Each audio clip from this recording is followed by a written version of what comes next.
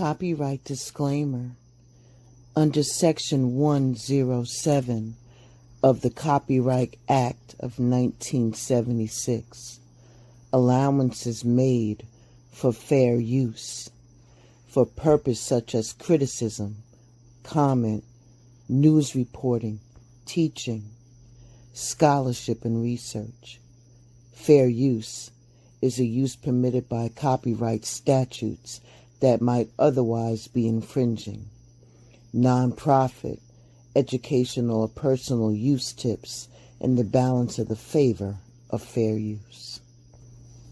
Furthermore, I give credit to the original copyright owner. I don't own the rights, or no infringement is intended to the material that has been added to this original content.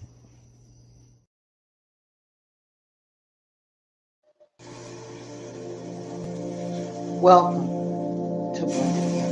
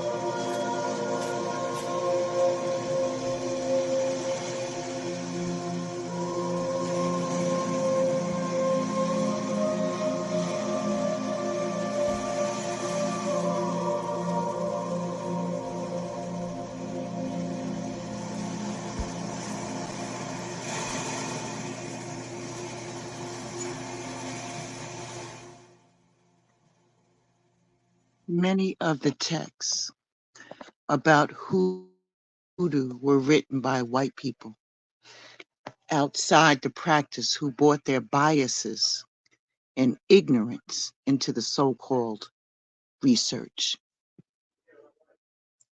Hoodoo is inherently threatening to the dominant power structures that seek to oppress and force people into assimilation. Hoodoo falls under the large umbrella of folk magic.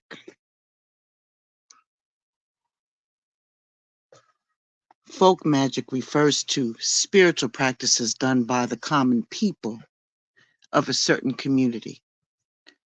Is practiced by common people.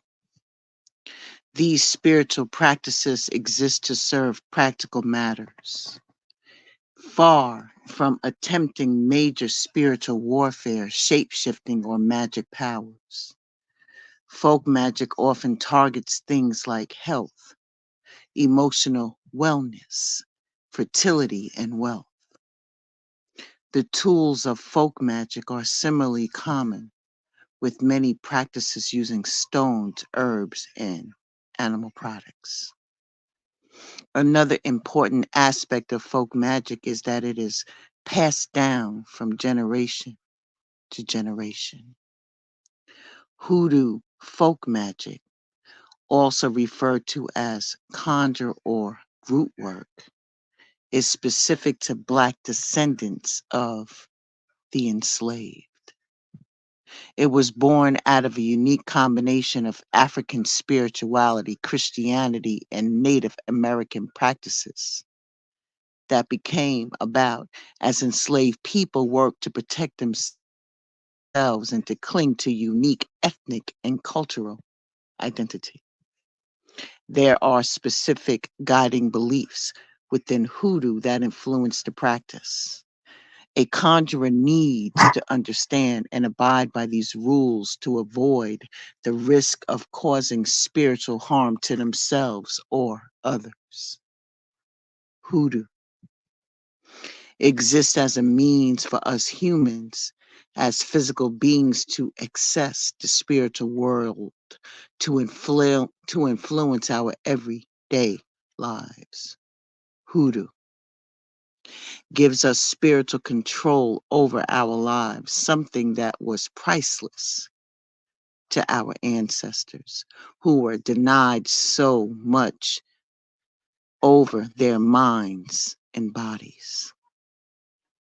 In the hoodoo worldview, there is one creator, that is God, who interacts with us through all things in the form of spirits. Spirits can influence our lives and we can similarly influence them.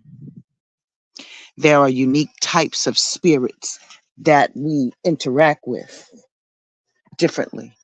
Ancestry is incredibly important to the practice of hoodoo, as we believe that we can access our ancestors through the practice. Blood.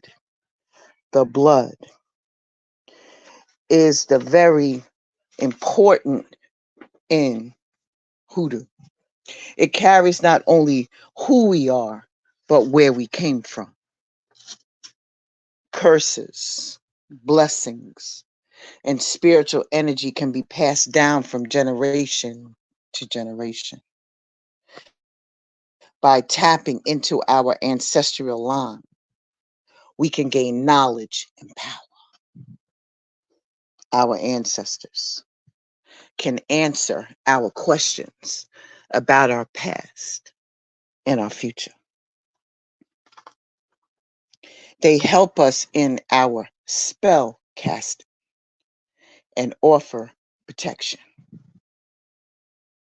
Having access to our ancestors is incredibly important for us descendants of the enslaved.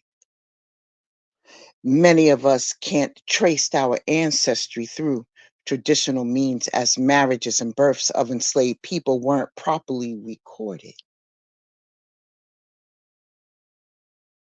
Hoodoo allows us to connect our lost ancestors and to reclaim our ethnic identities. The importance of our blood ancestors also relates to one of the most important yet controversial aspects of hoodoo. Hoodoo is a closed practice, meaning it is not accessible to anyone except Black folks. People who aren't the descendants of slaves do not have access to the ancestral practice and knowledge to engage in these practices. This has become a topic of conversation as more and more people learn about hoodoo and the issue of cultural appropriation. Hoodoo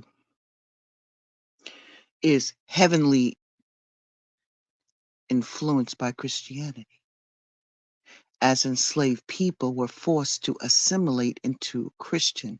society.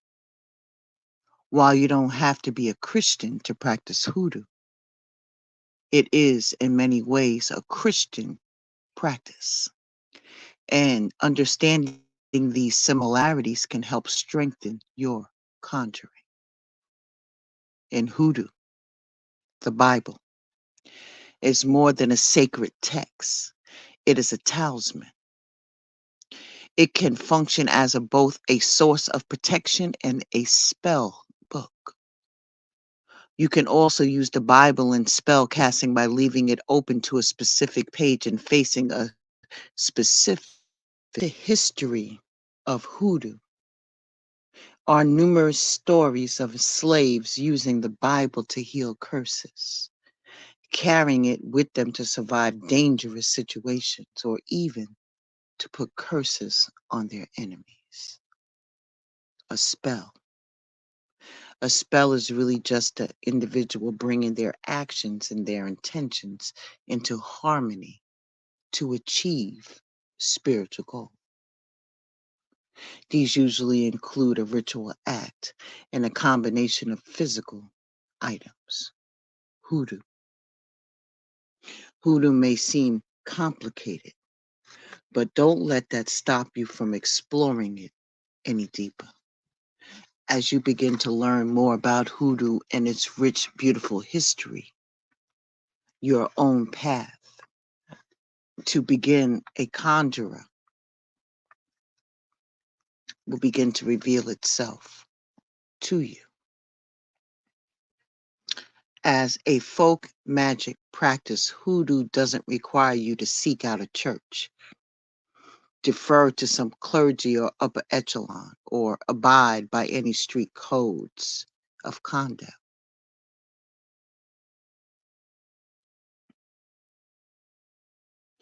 The beauty of folk magic is that while its practice is highly individualistic, it is also connects people. Through the individual practice of folk magic, you will have access to your Black ancestors and an important part of the Black culture that has managed to survive all these generations despite the best efforts of the powers that be.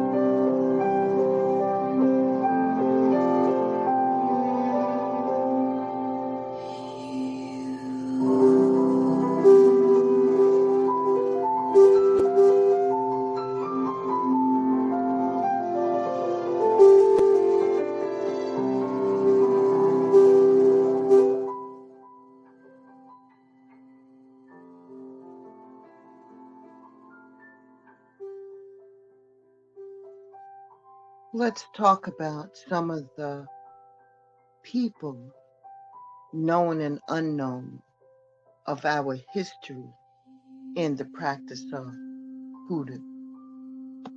Happy Hoodoo Heritage Month. Aunt Caroline, or Caroline Dine. There is a time for everything and a season for every activity under the heavens. Ecclesiastics 3:1. Caroline, born 1843 to 1918, known as Aunt Caroline, was born into slavery in South Carolina before being relocated along with her parents to Arkansas. After being freed in 1865, she married and began her work as somebody who did the cards. Playing cards were her specialty, and Caroline had been aware of her psychic gifts as a child, and she quickly earned a reputation as an effective and reliable counselor. Her clients were racially diverse, and it was not uncommon to see entire train cars of people disembarking in Newport to seek out her services. Aunt Caroline was industrious too. She sold meals and to the crowds of people who waited for her, and she invested in land and property with the money that she earned. There is also a legend that she buried a cache of gold somewhere in the area after her death. Many people tried to find the treasure but were unsuccessful. Aunt Caroline's skill and amazing rags to riches story are two reasons why she became a legend. Dr. Buzzard, and I will execute great vengeance upon them with furious rebukes, and they shall know that I am the Lord, where I shall lay my vengeance upon them. Ezekiel 25:17. Dr. Buzzard, born as Stephen Robinson, 1860 to 1947. Dr. Buzzard was a famous root worker from St. Helena Island, South Carolina. His specialty was chewing the root in court, a practice designed to protect criminal defendants from guilty verdicts or harsh sentences. This practice brought Robinson in conflict with J.E. McTeer, sheriff of Beaufort County. McTeer attempted to charge Robinson with practicing medicine without a license, but failed. With his primary witness went into convulsions on the witness stand. McTeer's subsequent attempts to convict Robinson failed. Dr. Buzzard attracted clients both locally and from around the country until his death in early 1947. According to legend, Robinson's father was a witch doctor who had brought directly to St. Helena Island from West Africa. Robinson was said to have wielded enormous spiritual power and was sought out by Southerners of all racial and socioeconomic backgrounds. Gullah Jack. The heart of a man plans his way, but the Lord establishes his steps. Proverbs 16:9. Gullah Jack, birth year unknown. transition year 1822, was a Bakongo prisoner of war who was sold into slavery in Zanzibar. He was eventually sent to Charleston, South Carolina, and was purchased by a man named Paul Pritchard. Gullah Jack had a reputation as a powerful root worker with a particular talent for making protective amulets. This may have been one of the reasons that Telemark, aka Denmark Vesey, recruited him to plan a revolt consisting of only African born men against the colonists. Gullah Jack instructed the rebels to eat a special diet of corn and peanuts the day of the attack and provided them with crab claws as a talisman to keep them safe. He also threatened to put the root on any other slaves who spoke of the plan. Unfortunately, for the rebels, the plan was betrayed and the revolt was suppressed. All of the plotters, including Gullah Jack, were sentenced to death, but not before Gullah Jack used mysterious hand gestures, presumably to curse all of these oppressors. Gullah Jack was hung on July 2nd of 1822.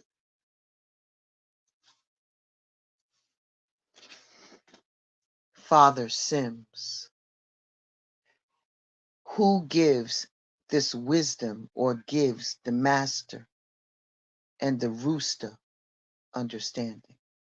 Job 38 and 36.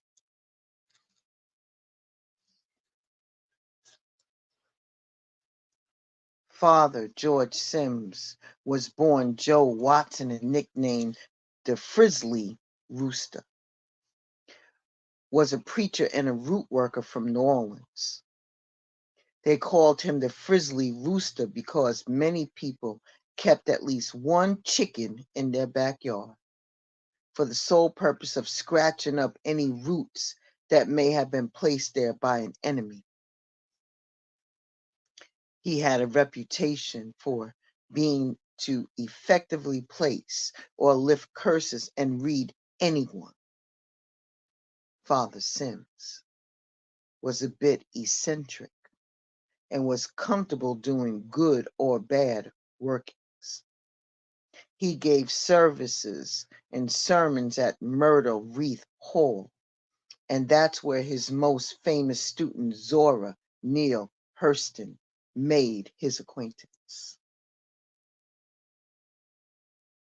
After weeks of performing superficial tasks without anything being explained to her, she was initiated by Father Sims and given the name the Boss of Candles. And finally, taught the deeper mysteries. It is a common misconception that root work is never an initiatic system, because while this is the case for many, initiations are not unheard of. Miss Robinson. Now the earth was formless and empty. Darkness was over the surface of the deep, and the Spirit of God was hovering over the waters. Genesis 1 and 2. Miss Robinson, unknown birth date, end of life, 1952, was a hoodoo from Orangeburg, South Carolina. According to the people in her small town, she was a sweet, law-abiding woman unless someone crossed her. One day after church, Miss Robinson saw a few parishioners gathering around a woman named Mrs. Patrick. As Miss Robinson walked by, Mrs. Patrick said loudly that she didn't believe root workers should be welcomed into the church and that it's a bunch of made-up nonsense. Miss Robinson tried her best to ignore her. Until she noticed people started treating her differently. They were making up excuses for why she couldn't visit, and her clients started canceling appointments. It turned out that Mrs. Patrick was trying her best to destroy Miss Robinson's entire life, even though she hardly knew her. Miss Robinson finally approached Mrs. Patrick after church and told her to never speak ill about her again or she'll be sorry. Mrs. Patrick laughed and elbowed her cronies and said that would never happen, so she might as well go ahead and root her then. So Miss Robinson told her that she was made for root working and that if she couldn't have what she loved the most, then neither would she. Mrs. Patrick laughed and laughed and walked away with the other ladies, leaving Miss Robinson standing there furious. 29 days later, Mrs. Patrick's 9-year-old son, Reginald, died unexpectedly after having a cold. Everyone knew that Reginald was Mrs. Patrick's pride and joy. Not only was he her only child, she also couldn't have any more. So she absolutely was devastated by the loss. As the mourners filed out of the funeral home, Miss Robinson was seen smiling as she fanned herself a memorial program from across the road. Mrs. Patrick, now totally broken, moved out of town the following day.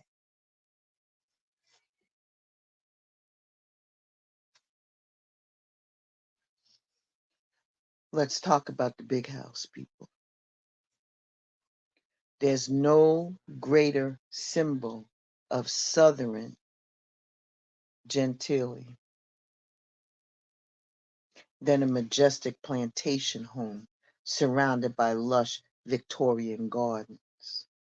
Every year, millions of people from around the world flock to the South for the plantation tours. As their guides prattle on about lemonade, quaint customs, and corseted balls during what many called a simpler time. What they don't tell you is that most of these villages and fields were already there and thriving prior to the arrival of foreigners. In other words, indigenous people were literally forced to work on their own land.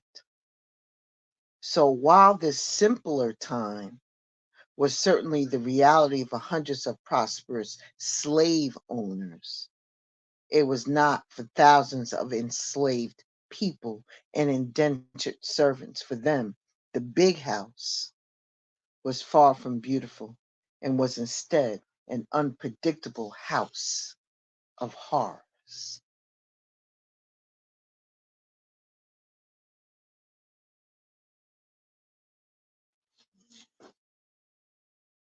Let's talk about the moon. They call the moon Pa,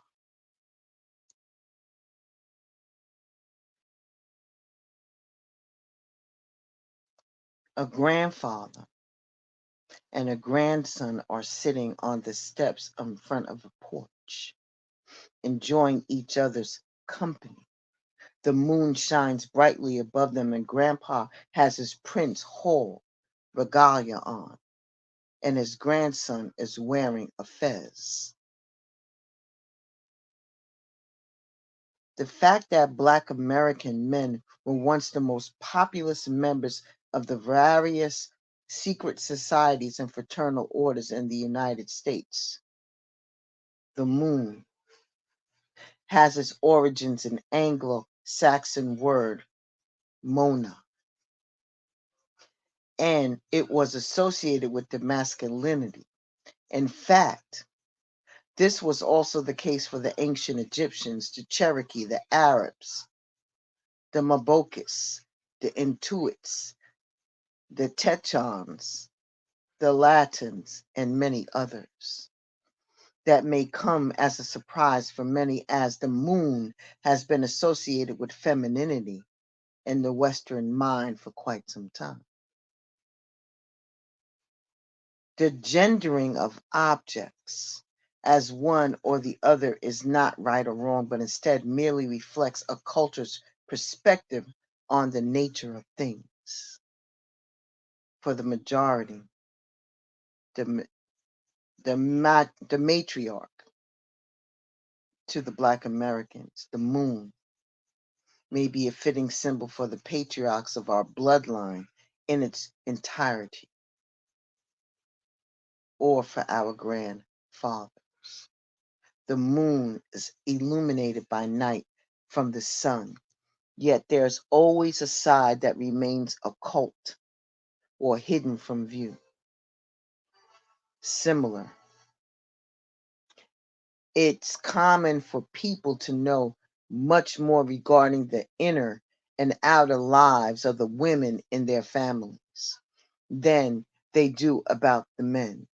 Though the moon appears to shine very brightly sometimes, it only reflects under 15% of the sun's light. It all depends on where the moon is on its journey, its phase, and the angles at which the sunlight hits it. There is a tendency of men to conceal their feelings and to their desire to keep some aspects about what they've done or what they do in private. The moon, also known to have a direct impact on the minds of the people in the earth's tides. In other words, they essentially set the mood of the planet. There has been an analogy here that is obvious, as men are dominant in all affairs concerning law and order. It is also certainly no secret that the moods of most women are often dictated by what the men in their lives are doing or not doing. Most people are also fearful of lunar associations than solar ones, as it is during the night when the moon is out that we are forced to face the music after we have done something wrong. Many of us shuddered at the thought of our father being told about our naughty behavior and punishing us when he returned later that evening. Let's talk about the sun. Big Mama is a term of endearment for the matriarch of one's family. It is an acknowledgement of her wisdom, strength, authority, leadership skills, and ability to nurture multiple generations. Traditionally, all elders of both genders were to be respected for their qualities, but no one is bigger than Big Mama.